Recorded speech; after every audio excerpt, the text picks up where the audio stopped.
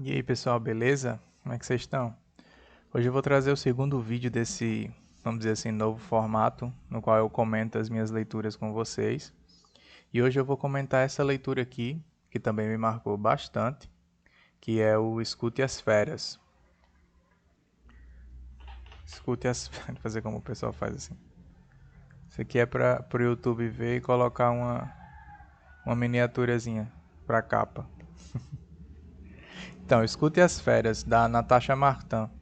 Esse livro ele saiu pela editora 34, com a tradução da Camila Vargas Boldrini e o Daniel Luhmann. Sobre esse livro já tem uma resenha lá no Instagram, uma resenha mais curtinha. Se você quiser dar uma olhada, dar uma passada por lá e seguir o perfil também, eu vou lhe agradecer muito. Então, vamos lá. Esse livro ele foi escrito pela Natasha Martin e ela tem aqui nessa parte de trás do livro, tem uma apresentação dela que diz o seguinte: ó, estudiosa do Grande Norte Subártico, que é ali a região da Sibéria, da Finlândia, por aí, bem Polo Norte mesmo. Papai Noel, essas coisas, tá todo mundo por lá. A antropóloga francesa Natasha Martin viaja em busca dos Even, mais precisamente de algumas famílias Even que, tomando distância da vida na Rússia pós-soviética, preferem voltar a viver no coração das florestas siberianas. A rotina de trabalho de campo vai avançando, como quer a disciplina etnográfica. Os cadernos vão se enchendo de anotações. Mas alguma coisa mais parece estar em gestação. Alguma coisa que por fim eclode na forma de um incidente, ou quem sabe de um encontro, entre a antropóloga e um urso. É a partir desse acontecimento inesperado e dilacerante que Martin tece a trama de Escute as Feras, em que a experiência vivida nutre uma reflexão vertiginosa sobre o humano e o natural, a identidade e a fronteira, o tempo do mito e a história contemporânea. Já vou logo dizendo que eu gostei muito, muito mesmo dessa leitura. Ela me chamou bastante atenção. Eu li esse livro junto com o pessoal do Clube de Leitura Paris de Histórias. Achei muito interessante também a forma como a gente compartilhou as impressões de leitura. A gente fez um encontro, conversou, foi muito massa. E eu vou comentar aqui um pouco alguns destaques dessa minha leitura. Então, como essa parte que eu li para vocês já entrega, esse livro ele vai falar principalmente de um evento marcante na vida da Natasha, que é uma antropóloga. E esse evento foi esse encontro que ela opta por descrever como um encontro, e isso tem toda uma conotação de valor associado. Isso, ela chamar esse evento de encontro já implica dizer que não foi um ataque, não foi um acidente, não foi um... Tá entendendo? Tem toda uma conotação em chamar esse evento de encontro. Então ela teve essa situação no qual ela se deparou de frente com um urso. E esse urso, ele praticamente destruiu ela. Destruiu, não, praticamente não, porque ela sobreviveu, mas assim, ele foi, como é que eu posso dizer, brutal com ela. Ela mordeu a cabeça dela, quebrou a mandíbula dela, é, feriu a cabeça dela de várias formas diferentes. Foi uma situação violentíssima, naturalmente violenta, né? A violência da natureza na sua forma mais elementar. E aí o que acontece? Esse livro vai contar como foi essa situação, o que aconteceu depois dessa situação, principalmente o processo de recuperação, o pós-operatório, as operações pelas quais ela passou, e vai contar também a situação na qual ela decide retornar a essas localizações. Daí você já percebe que o livro ele tem esse formato meio cíclico. Isso eu falei lá na resenha também, que ele em sua estrutura ele é cíclico, ele começa nas montanhas do Kamchatka, acho que é assim que fala, e ele retorna para lá. E é muito interessante porque a última frase do livro é eu começo a escrever. Então, tipo, ela encerra o livro com a iniciação do ato de escrever o próprio livro. Então, tipo assim, o livro falando sobre sua própria existência no final, que dá a ideia de ciclo e tal. É muito interessante mesmo, muito interessante. Além da ideia de ciclo, outra ideia que também marca muito a estrutura desse livro é a ideia da fronteira, dos limites. do local que é ao mesmo tempo um e outro. E ao mesmo tempo que é um e outro, ele também é a transição, é a passagem entre um e outro. Então, por exemplo, o limite, a fronteira entre dois países, você está em cima da fronteira, pode-se dizer que você está tanto em um lugar quanto em outro, e pode-se dizer também que você não está nem em um lugar e nem no outro. Partindo do pressuposto que uma fronteira é inevitavelmente um local de encontro, esse livro também trata-se de encontros. E não é só o encontro da Natasha com o urso. A gente vai ter aí uma lista absurda, imensa de coisas que a gente pode interpretar como encontros a partir da escrita dela. Então esses encontros vão, como já foi sugerido no texto que tem aqui atrás, natureza e cultura, civilização e violência. O que mais que a gente pode citar? O corpo e a máquina. A gente pode citar também as fronteiras políticas da França e a Rússia, porque tem dois momentos particulares que se referem à França e depois à Rússia. O fato dela ser aqui, por vezes, uma escritora, por vezes uma antropóloga, por vezes ela está narrando os relatos de viagem, as memórias, por vezes ela está escrevendo um livro de antropologia. Isso é interessante falar porque esse livro, apesar de estar situado dentro da área da antropologia, ele é muito mais do que isso. Não sei se deveria dizer que ele é muito mais, mas ele não é só isso. Ele é outras coisas. Justamente, ele é encontro de várias coisas. Então, separei aqui alguns tópicos para a gente conversar um pouco e eu vou falando sobre eles. Então, a primeira coisa que me chamou a atenção nessa leitura foi a questão da relação dela com a fera. Esse escute as feras, escutar como uma fera, porque você vai perceber quando você estiver lendo, ou se você já tiver lido, que existe aí um processo de identificação com a fera. É como se esse intervir no corpo dela, rasgar a cabeça dela, entrar dentro do corpo dela, fosse uma espécie de fosse um processo no qual a identidade deles dois, do urso e da moça, da Natasha, nessa invasão elas se misturam. A identidade dos dois começa a se confundir.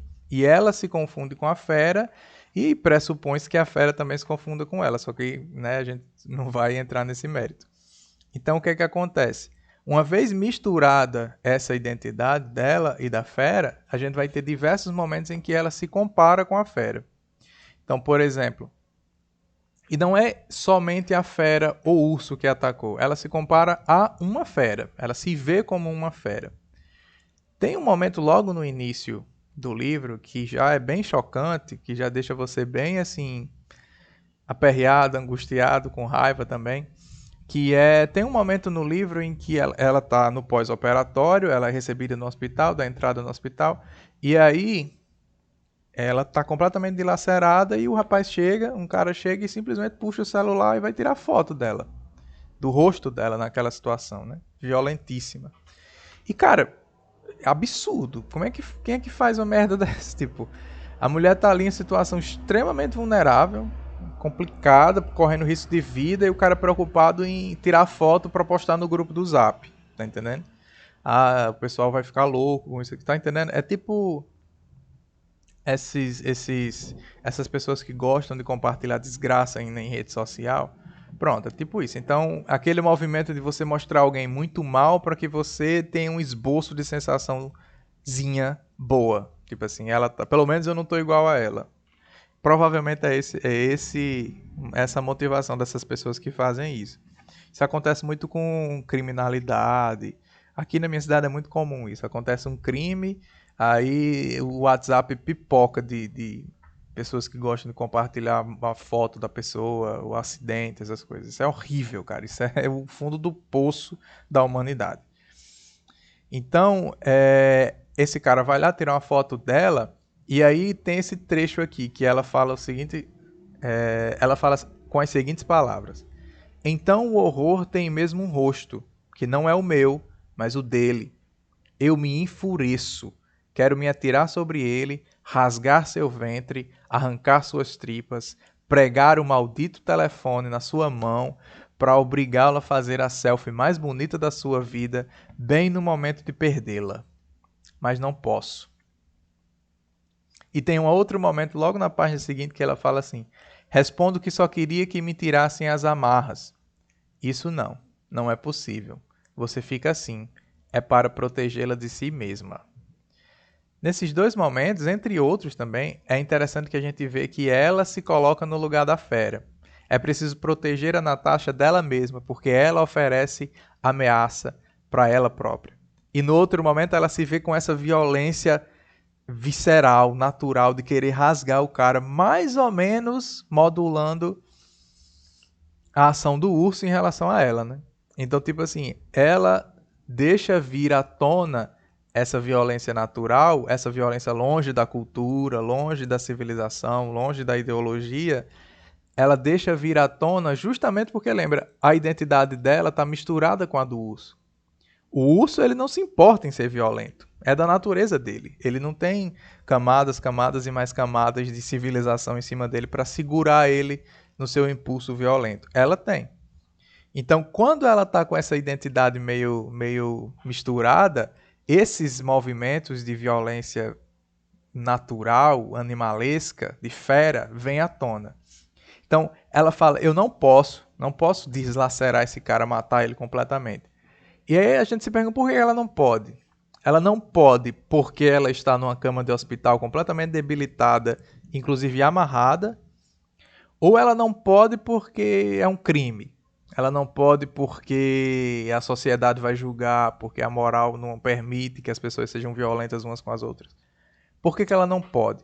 Ela não pode por uma interdição cultural ou ela não pode simplesmente porque ela está ali amarrada? E essa questão ela é relevante simplesmente pelo fato de que existe uma natureza violenta para o urso e existe uma natureza violenta para a Natasha. Em certos momentos, essas naturezas violentas vão se confundir. É justamente o encontro, a fronteira. E qual é a diferença entre as duas naturezas violentas? É muito simples. A dela é muito mais contida, interditada, restrita, né? Tem ali uma moral que impede ela de lacerar o cara. Já a natureza do urso, não. Não tem essas cargas e cargas e camadas de cultura em cima da natureza violenta do urso. Ele pode ser violento porque é da natureza dele. Então, tipo, é muito interessante. Essa provavelmente é a primeira ideia de fronteira que a gente encontra. A fronteira entre as diferentes naturezas violentas. Então, tipo, o pessoal quer tirar foto dela. O pessoal tem outra. Esse ato do cara chegar com o celular na cara dela para tirar foto, se você for parar para pensar, ele espelha a violência do urso, correto? Do mesmo jeito que ela tenta ser violenta com o cara que está tirando a foto, o cara que está tirando a foto está de fato sendo violento com ela. A diferença é que essa violência do cara que está tirando a foto, ela é de outra natureza. É de uma natureza, vamos dizer assim, simbólica. É de uma natureza sutil, talvez, não tão sutil. É de uma natureza civilizada, entre muitas e muitas e muitas aspas. Aí você me pergunta, você está comparando a pessoa ser violentada por um urso, dilacerado o rosto por uma fera, a um cara tirar foto? Sim, estou comparando. São formas proporcionalmente...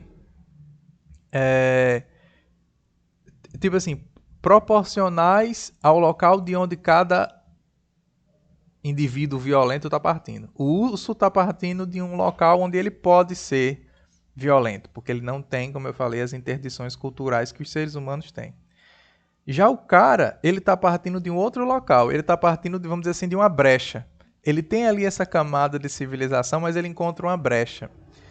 É o que acontece, por exemplo, com uma enfermeira. Uma enfermeira que está ali cuidando dela, e é uma mulher jovem, parece que ela está ela está treinando, eu acho, está aprendendo ainda. E aí essa mulher simplesmente decide que vai ser mal com a Natasha. Vai tratar ela mal.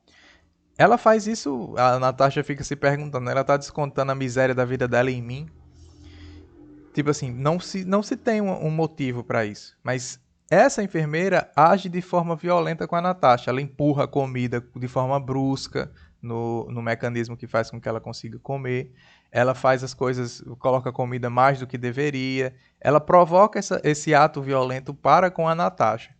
Então você tem aí vários e vários atos violentos na mesma situação. O urso em relação a Natasha, Natasha em relação ao cara que estava fotografando ela, o cara que estava fotografando em relação a Natasha, a enfermeira em relação a Natasha, ela está sendo ali o fundo do funil de todos esses atos violentos que estão caindo todos em cima dela. Então, é uma experiência traumática, extremamente traumática para ela. Inclusive, possivelmente o pós-encontro do urso seja mais traumático do que o próprio encontro com o urso. O que é absurdo. Porque todas essas situações pelas quais ela passa, isso vai somando ao trauma do urso. Não são somente traumas de outra natureza, são traumas de outras naturezas somadas ao que ela já vinha passando. Então, tipo, a enfermeira sendo violenta, colocando comida à força, com certeza encontrou ali uma brecha nessas camadas de civilização que impedem que a gente seja violento fisicamente. O cara que estava tirando foto provavelmente encontrou ali uma brecha para ser violento de forma simbólica e não precisar externalizar essa violência de forma física. Essas brechas nas interdições da violência, elas sempre ocorrem. Elas são determinantes para a natureza do ser humano, cara. É inevitável. Então, sei lá, o cara provavelmente achou que ia ser legal compartilhar essas fotos. A menina provavelmente achou que merecia fazer isso porque estava com raiva de outra coisa e descontou na Natasha. Essas coisas, elas acontecem. Então, é da natureza do ser humano esse tipo, mais uma vez, entre muitas aspas, civilizado de violência. Que, cara, é absurdo, porque a mulher passou por uma situação, pela situação que passou, e agora está passando por tudo isso no hospital, onde ela deveria ser acolhida, onde ela deveria ter ali todo o cuidado. É horrível, horrível. Outro encontro que eu separei aqui, que eu achei muito legal de se tratar, é a questão do encontro da Natasha com ela mesma. E de que forma isso vai se dar no livro? Como eu falei, assim que ocorre o trauma com o urso, ela vai direto para o hospital. No hospital ela passa por intervenções cirúrgicas, operações e tudo mais. E aí chega um momento em que ela vai se olhar no espelho. Depois que a operação passou, ela ainda tá tudo inflamado, tá tudo ali muito recente, e ela vai se olhar no espelho. E aí, cara, se olhar no espelho, se tentar se reconhecer no espelho já é outro trauma, somado aos traumas anteriores que ela já vinha passando. Esse trauma, vamos dizer assim, ele é maior do que o fato dela ser antropóloga, é maior do que o fato de que ela é uma escritora. Esse trauma coloca ela mais próximo da humana, da pessoa, da mulher que está ali de frente para o espelho vendo o rosto dela completamente dilacerado. Isso é muito massa, porque a escrita da Natasha, ela consegue fazer com que você tenha uma aproximação emotiva com ela muito forte. É tipo assim, é como se fosse um entendimento muito bem passado pelas palavras dela. Então ela fala da seguinte forma, ó, e eu acho que eu citei esse trecho lá na resenha também. Eu desabo no chão e deixo minhas lágrimas inundarem tudo. Choro como uma menina abandonada. Choro por tudo que não pôde ser evitado. Choro pelo meu urso, meu rosto de antes, perdido, minha existência anterior, ela também certamente perdida. Choro por tudo que nunca mais será igual. Então você percebe que o trauma do encontro com o urso foi o trauma fundador de todos esses outros traumas que se seguiram. Então, por isso que ele tem uma carga simbólica tão importante. E aí você vê que nesse encontro dela com ela mesma no espelho, ela se vê completamente emotiva, ela se vê triste, ela chora, porque é simplesmente ela se vai se despir de todas as camadas que poderiam estar desviando essa impressão dela. Ela poderia, por exemplo, dizer, ah, não, mas pelo menos eu sobrevivi. Ah, não, mas pelo menos eu tô bem agora, vai ficar tudo bem.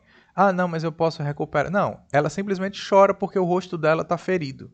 E tipo, cara, você quer uma coisa mais fácil de se identificar com isso, de que você tem uma relação direta com o seu rosto ali, ela começou a chorar. É pura e simplesmente uma pessoa diante de um trauma, sentindo as coisas como elas devem ser sentidas. Esse trecho é muito, muito, muito incrível.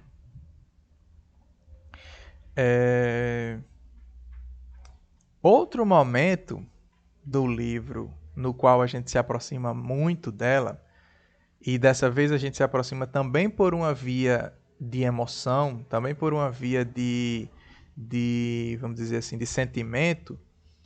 Nesse caso é através do afeto e da relação dela com a sua mãe. O que é que acontece? Ela passa por esses processos, né? Como eu falei, ela passa por dois momentos operatórios. E em certa altura desse processo pós-traumático com o urso, ela vai ter ela chega a um nível de recuperação suficiente para que ela possa ir para casa. E ela fica muito empolgada, vai voltar para a França, vai reencontrar a família, principalmente a mãe. E ela está nos preparativos, aí o cara liga para ela e fala, olha, então, você não vai poder ir. A gente descobriu aqui que você está com suspeita de tuberculose. E tipo assim, aí ela fica naquela. O cara fala, você não pode ter contato com ninguém, porque você vai ameaçar essa pessoa de contrair tuberculose também. E ela fala, porra, eu já estava próximo de viajar para encontrar com a minha mãe, que tipo assim, era como se fosse um retorno às origens, era como se fosse um local seguro, um local onde ela não ia estar em contato com os médicos que ficam assediando as enfermeiras, não ia estar em contato com a disputa ideológica do corpo dela, como se fosse um campo de disputa cultural. Não, essa operação foi feita na França, então não presta. Essa operação foi feita na Rússia, então não presta. A operação francesa é melhor do que a russa. No momento em que ela ia sair de todo esse contexto de disputa em torno do corpo dela, e da violência do cara da foto, da violência da menina, da enfermeira da comida, o cara foi lá e interditou isso. Olha, não, você não pode. E aí, a mãe dela simplesmente reage da forma mais, vamos dizer assim, mais natural possível. E aqui eu estou usando natural porque ela não é racional. Se ela fosse racional, ela diria, não, fica aí. Porque você vai trazer o risco de contaminação para cá, para toda a família, é melhor você ficar mais um tempo aí. A mãe dela simplesmente vai na direção oposta e age de forma natural, como uma mãe agiria com o seu filhote, por exemplo. E aí ela diz, olha, vem para cá, vai dar tudo certo, não vai ter nada de errado, você não vai ter nada. E eu garanto como você se identificaria com essa situação. Muitíssimo provavelmente você passaria por uma situação parecida em relação à sua mãe, provavelmente. Nesse período que a gente está passando aí, já posso dizer que passou, boa parte da população já está vacinada. Não sei se dá para dizer que já passou, né, a pandemia. Mas nesse período a gente teve situações nas quais você precisava ficar afastado das pessoas. E muita gente optou por essa suspensão da responsabilidade. Tipo assim, não, eu não tenho nada não, eu estou precisando ver essa pessoa, eu vou me encontrar com ela. E aí você foi lá e arriscou. Arriscou porque você suspendeu essa responsabilidade. A responsabilidade da Natasha de ficar isolada da mãe. E aí a mãe dela fala, não, vem pra cá. É uma situação parecida com essa. Ela não podia com essa que a gente viveu recentemente, né? Mais ou menos também, não é exatamente a mesma coisa, não. E a mãe dela fala, vem. E aí, eu não vou lhe dizer se ela vai ou se ela não vai, mas aí fica essa questão, você vai ter que ler para descobrir, mas fica essa questão, será que ela está realmente com tuberculose? Será que ela vai encontrar com a mãe, mesmo sabendo do risco de contaminar a própria mãe e tal? Será que ela vai fazer isso? E aí fica essa questão, porque, mais uma vez, se você for parar para pensar, essa ligação do cara dizendo para ela ficar em casa era uma espécie de interdição do movimento natural dela de voltar para casa. Ele tá ali, tipo assim, freando ela, você não pode ir. Tipo assim, será que ela encontrou uma brecha para passar por isso? Alguma justificativa? Ah, minha mãe tá pedindo, não vou desobedecer a ela. Tá entendendo? Então, tipo, isso é um drama, um conflito da cabeça dela muito massa de você acompanhar. Cara, e outra questão que eu também quero comentar é a seguinte. Como eu falei, esse livro, ele trata muito da ideia de fronteira, da ideia de limite, da ideia de estar em um lugar, estar entre um lugar e outro, ou estar em um lugar que não é nenhum nem outro. Então, nesse processo todo, pela qual pela qual a Natasha vai passar, ela encontra com algumas pessoas. Essas pessoas são, por exemplo, a família com a qual ela ficou quando ela estava lá vivendo com os Evans. Essa família ela é composta por uma mãe, Daria, um pai e alguns filhos. Eu não vou lembrar o nome do pai. Um dos filhos chama-se Ivan. E ela tem uma relação muito bonita com esse Ivan. Muito bonita, é quase como se fosse um irmão, assim. É muito bonito mesmo. E o que que acontece? Além da Daria, que é a qual eu vou focar aqui nesse momento, ela também tem um contato com a terapeuta dela, depois do trauma, né? Essa terapeuta acompanha ela desde a morte do pai dela há muito tempo. Então ela tem esse contato com essa terapeuta e com a Daria. A Natasha, isso a gente percebe quando a gente está ao longo da leitura, a gente vai perceber, ela é uma mulher de fronteiras. Como você vê, ela é uma escritora, mas também é uma antropóloga. Então, ela naturalmente tende a estar entre um lugar e outro. Quando ela está em um lugar, ela tende a ir para o outro. Quando ela está nesse outro, ela tende a voltar para o que estava, ou para outro, e assim sucessivamente. É da natureza dela ser desse jeito, é da personalidade dela ser desse jeito. Então você tem aí esses dois núcleos, que é a Daria e a psicóloga Liliane. A Daria está inserida num contexto de isolamento, cultura Even, longe da civilização de Paris, perto da cultura, perto do animal, perto do urso, perto da fera, perto da natureza. Já a terapeuta, ela está mais próxima da civilização. Ela está mais próxima da cultura, ela está mais próxima da razão, ela está mais próxima de racionalizar as coisas. São duas perspectivas totalmente diferentes. Talvez sejam os dois pontos desses livros que estão mais longe um do outro, eu diria. E aí, a Natasha vai ter o encontro dela com a Daria e vai ter o encontro dela com a psicóloga. Nesses dois encontros, ela vai discutir o encontro dela com o urso. E cada um desses dois polos vai oferecer uma interpretação diferente. A interpretação da psicóloga e a interpretação da Daria. Isso vai passar pelo filtro da Natasha, que lembra, é uma pessoa que está entre um e outro, sempre. Quando ela está com a psicóloga, ela tende os valores da Daria. Quando ela está com a Daria, ela tende aos valores da psicóloga. Então, na perspectiva da psicóloga, o urso, ele é como se fosse um espelho. O urso, ele é ali ela fala, ele materializa um limite. Isso é muito interessante. O urso é a expressão de alguma coisa que não é ele mesmo, ou seja, ele é simbólico. Algo que está relacionado a Natasha. Para a terapeuta, o urso é apenas uma forma da Natasha enxergar alguma coisa que está nela. Certo? Então, a psicóloga ela vai ver essa questão meio de alteridade, sabe? De você se reconhecer a partir do outro, você se ver a partir do outro. E o urso seria como se fosse esse símbolo, esse objeto a partir do qual você se enxerga, o espelho. E ela fala assim, aquilo que está no fundo do corpo do outro será sempre inacessível a você. Porque a Natasha tinha esse impulso de querer dialogar com o urso. E a terapeuta fala, olha, segura isso aí. Esse urso ele é simplesmente um símbolo, ele é um espelho e tudo que você vê nele está em você. Ele é um objeto. A única pessoa que está desenvolvendo valor aqui é você. E aí, como eu falei, a Natasha ela está no local de fronteiras. Quando ela está diante dessa concepção da psicóloga, da terapeuta, ela pensa com os valores mais próximos aos de Daria. Então ela fala, não, o urso não é só um objeto. Você está reduzindo o urso. Ela fica meio com raiva até, fica irritada. Ela pensa assim, por que o outro, no caso o urso, tem que ser reduzida a um reflexo dela. Isso é como se fosse um movimento meio prepotente, tá ligado?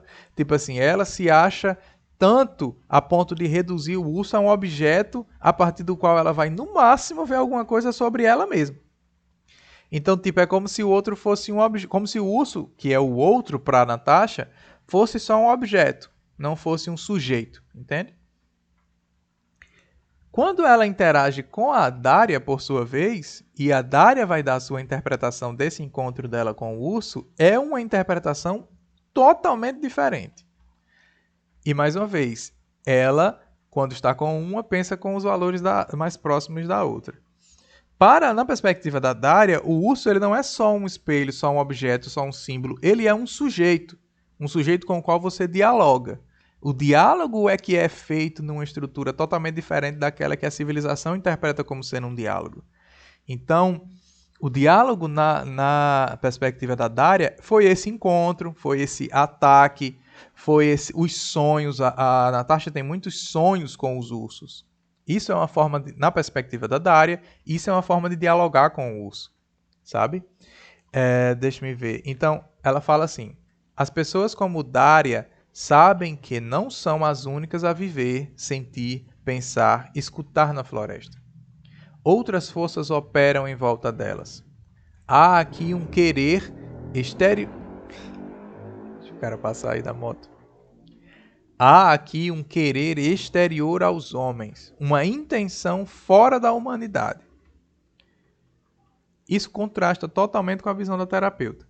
Existe uma intenção, existe uma função consciente nessa naturalidade do urso com a qual você pode dialogar. Esse diálogo, como eu falei, vem em forma de encontro físico dilacerante, vem na forma de sonho, vem na forma de ideias, vem de várias formas. Okay. O ponto é, na visão da Daria, o urso ele é um sujeito tão dotado de ação no diálogo quanto a própria Natasha. Então você tem aí essas duas perspectivas totalmente diferentes e a Natasha, mais uma vez, fica nessa ambiguidade de lugar entre elas. Ela não está nem em um nem em outro. Ela fica entre essas duas formas de pensar, ou seja, na fronteira, né? Tem um momento, como eu disse, ela volta para o lugar onde ela estava, né? Onde o evento aconteceu, depois da recuperação. E aí tem um momento em que ela está diante de um dos caras lá, que eles estão num processo no qual eles têm que matar umas renas. Que é deles, é da cultura deles, eles têm que fazer isso. E ela olha aquilo e fica chocada com a violência do ato, né? E aí você percebe que inserida na cultura Even, ela tem a possibilidade de pensar como a civilização mais próxima da terapeuta, por exemplo. Interpretar aquela situação como algo muito violento. E quando ela estava com a terapeuta, ela pensa com os valores mais inclinados, vamos dizer assim, para a perspectiva da Daria. Ou seja, o urso não é só um espelho, não é só o símbolo, não é só algo com o qual você vai interagir simplesmente para ver algo sobre você mesmo, né? Então, para mim, esse talvez tenha sido o encontro mais interessante, dentre vários outros. E vários outros que eu digo são vários outros mesmo. Tem um momento em que ela pensa em nascimento e morte, porque ela fala, se esse evento com o urso deixou ela numa situação que não é de morte, portanto é de nascimento. Então é um momento no qual o nascimento e morte está entrelaçado. Outro encontro também do sonho e da realidade, como eu falei, tem vários momentos em que ela está sonhando. Tem o encontro da perspectiva do eu e da perspectiva do ele. No caso, Natasha e o urso, Natasha e o médico, Natasha, entende? Eu e ele. Tem o clássico, a clássica dicotomia da antropologia, da natureza e cultura, ou seja, da violência e do trabalho, da cultura e da natureza, e assim sucessivamente. Tem também o encontro do que está acontecendo na superfície consciente e do que está acontecendo no inconsciente, da máquina e do órgão. Tem um momento que ela tem, em uma das cirurgias que ela passa, ela é implantada uma placa na mandíbula dela. E aí ela fica nessa questão de tipo, essa placa não é humana, não é órgão, é mais máquina do que órgão. Então você tem esse encontro também. Tem também a questão do delírio, do semidelírio. Tem um encontro, uma perspectiva política nesse livro muito interessante também, que é a seguinte: como eu falei, ela passa por 2 momentos operatórios. Se eu não me engano é assim, posso estar equivocado nessa ordem, mas eu sei que ela tem em um momento uma operação com a equipe russa e em um momento com a equipe francesa. No mesmo corpo dela existe a intervenção cirúrgica da perspectiva russa e da perspectiva francesa. E como eu falei, tem essa espécie de... O corpo dela é como se fosse um campo de batalha ideológico, entende? Então, tipo, o cara que operou na França, obviamente não vai concordar com os procedimentos cirúrgicos da Rússia, porque tem uma perspectiva cultural, ideológica, de valor ali totalmente... Né, isso dentro do corpo dela. Isso é muito absurdo. Então você tem essa questão França, Rússia.